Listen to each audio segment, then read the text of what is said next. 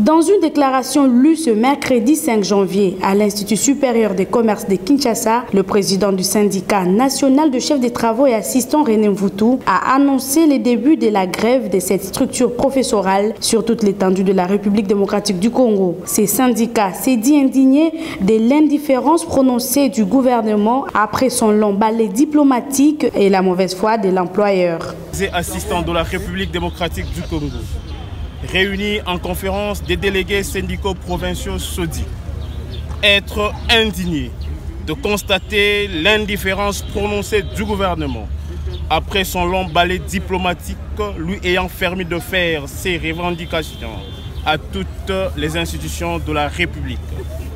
De constater la mauvaise foi de l'employeur, l'État, dont les actes tiennent mordicus à garder le corps scientifique de la République démocratique du Congo dans une situation salariale insultante, dégradante, le classant en dessous des enseignants des écoles maternelles, primaires, secondaires, voire même des huissiers.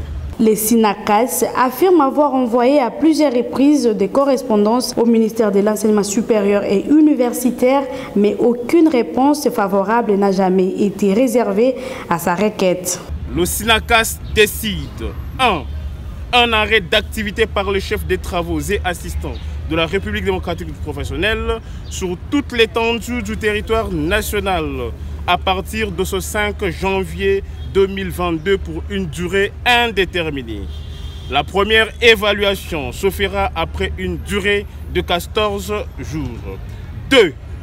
Le SYNACAS prête une oreille attentive à toute collaboration allant dans le sens de la solution aux revendications des chefs des travaux, assistants et chargés des pratiques professionnelles de la République démocratique du Congo. Après la lecture de la déclaration, une délégation de cette structure s'est rendue à la primature pour le dépôt d'un mémo contenant les revendications des chefs des travaux et assistants. Il tient de savoir que le ministre de l'Enseignement supérieur et universitaire Moïndo Nzangi a lancé officiellement la rentrée académique 2021-2022 ce mercredi 5 janvier sur toute l'étendue du territoire.